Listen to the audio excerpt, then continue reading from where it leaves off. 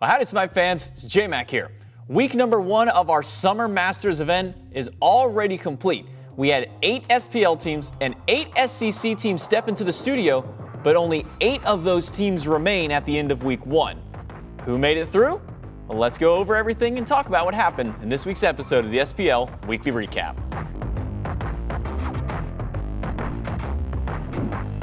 All right, now, for this recap, instead of going over all 20 sets of SMITE that happened over this week, instead I'm just going to go ahead and recap the 2 teams that did make it from each of those groups.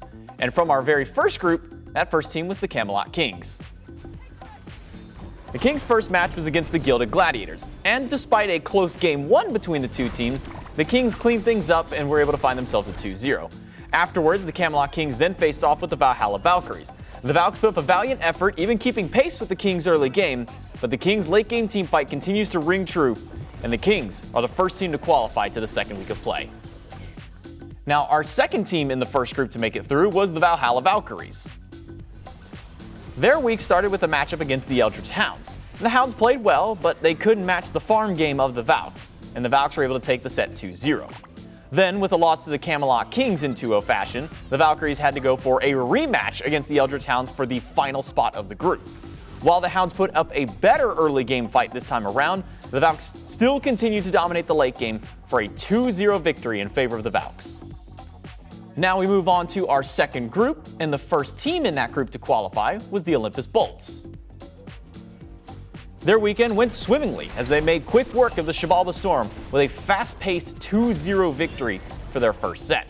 Afterwards, the Bolts faced off against the Scarabs, and while not as swiftly, the Bolts were just as decisive in their gameplay, and they take down the Solar Scarabs for a 2-0 to advance to week 2.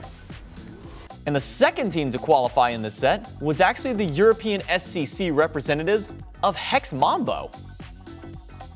After an unfortunate loss to the Solar Scarabs in round 1, HexMambo moved themselves into the losers bracket to face Shibalba Storm. Now, HexMambo, normally the passive farm style of team, were the ones who were bringing the early scrapping, and that was able to net themselves a 2-0 over the Shibalba Storm. Then for their grudge match against the Solar Scarabs, we got a completely different HexMambo team. The European solo laner Deathwalker stepped up massive in game 1 on tier, putting on a highlight reel level performance to close out the first game. Game number 2, the Scarabs cleaned up their play, and they kept up the pressure across the board in order to tie up the set 1-1. And in game number 3, Johnny and Deathwalker got their signature picks once more, and that's all she wrote.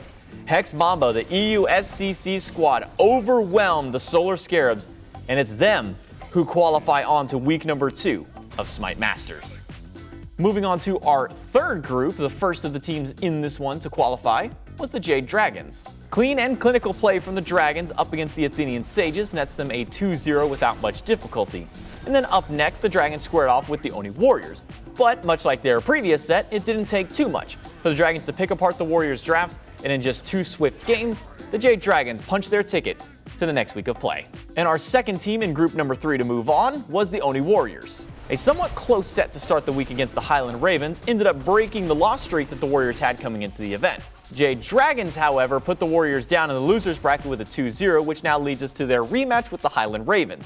And while game 1 was a bit shaky from the Warriors, they're able to pick things back up and rally together in game number 2 to take the set 2-0 and advance onwards to the second week of Masters. And into our fourth and final group, we have our first team to advance, which was the Tartarus Titans. They kicked off their week against the Aarhus Scorpions, which for the SPL talent didn't prove to be much of a threat.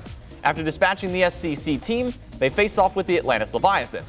Now these games were close, but this now revitalized Tartarus Titans team dialed in for their set and expertly handled the obstacles that the Leviathans threw at them. And it's the Tartarus Titans to qualify with a 2-0 to week 2. And our final team to join the 7 others who have already made it to Masters is the Atlantis Leviathans. To start off their week, it was a match against the Callan Wardens. The Wardens put up a solid fight, but the reigning world champs did not bend to the SCC, and they take the set 2-0. Then after their loss against the Leviathans, it was a rematch with the Wardens for one final elimination set. A dominant and clean game 1 and a tough but stronger game 2 out of the Wardens gave a little bit of trouble to the Leviathans, but they were still able to pull themselves out with a 2-0 to be the final team of the 8 to go to week 2. And there you have it. With week number 1 done and our group stages now complete, we can take a look and see that all of our SPL teams, minus the Solar Scarabs, and now adding in instead HexMambo, the EU #1 SCC team, will be moving on to the second week of Masters play. Now that's going to be a single elimination 8-team bracket for all of these teams to compete to see who will become the true Phase 2 SMITE champions. Make sure that you are tuning into the action as it kicks off on Friday the 12th. If you missed any of week number 1, catch up on it over on our YouTube channel SMITEPod, catch behind the scenes action over on our SMITEPro YouTube channel, or watch the event live right now on twitch.tv/SmiteGame as we kick off the final week of our $200,000 SMITE Summer Masters Tournament.